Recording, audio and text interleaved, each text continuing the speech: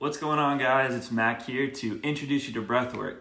If this is your first class, then welcome. I'm so excited to have you. And if it's your 150th class, welcome. I'm still so excited to have you.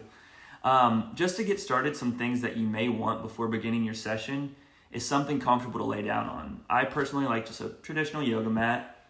And then for behind your head, I like a thinner pillow because you don't want your neck to be too elevated and restrict that breath that's going to be coming in and out. What other things are great is a sleep mask to have because it stays secure, but you can also just use a t-shirt or towel, whatever, to cover your eyes. When you lay down, I like to have a little bit of a support underneath my knees, so that's a thicker pillow for that. You could also just bend your knees or keep your legs flat, whatever's comfortable. Water is great to have because your mouth can get dry. A journal is a personal favorite because a lot of times I'll get these downloads or messages from my higher self that don't normally come through in your day-to-day practices. And then some people like to have a blanket nearby because temperature fluctuations with all that energy moving through your body. What today's class is going to look like is going to be broken into two parts. The first part is going to be about the active breath, and it's going to be 30 to 35 minutes or so of the music and the energy building from slower songs up to faster, higher paced songs to where we actually get to a song where I'm going to encourage you to let out a primal scream. And I know that might sound a little bold and out there, but I really encourage you to go for it. Keep another pillow nearby that you can yell into. I live in an apartment, so I understand muffling the noise, but letting that go is such a powerful release. And I've even gotten visuals and other crazy things once I allow my body to release that energy. So recommend that if you can. After that primal scream, there'll be about another song or two of active breath, and then we're going to return to our rest breath, which is just through your nose, normal as you would daily. Now that active breath is through the mouth, and with that breath, about 80% of it's going to be your belly, 15 or so chest breath, and then just that light exhale. Nothing forceful, just letting it go. So I'll show you what that looks like. And like I said, it's going to be belly, chest, exhale, belly, chest, exhale. So you'll lay down and it'll be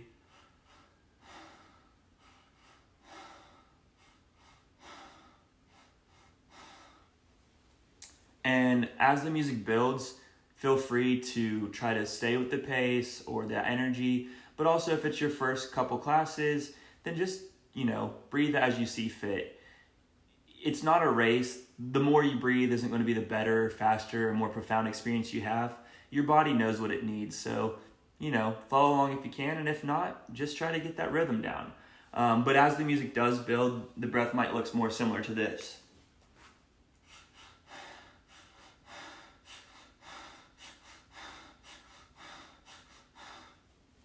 And it'll get faster, like I said, as that music goes.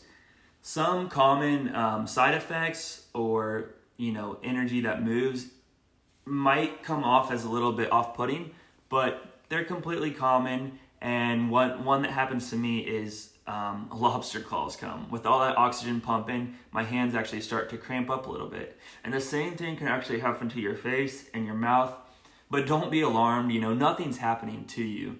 So you can always back off that breath, go right back to normal, and all these things will go back to normal as well.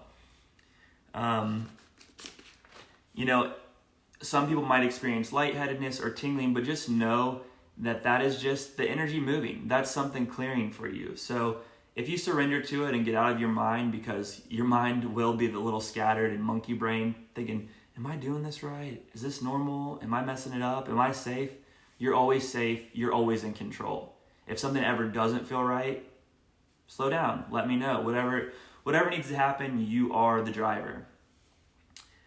So get out of your head, experience what you need to experience, and profound things will happen. Another thing that I kind of like when it happens, it's been a while, but your body can actually wiggle. And it sometimes will happen to the music or on its own for me, but just know that's happening to let go. After the active breath, we will return to that nose breathing, which is just your rest, and it's just your normal.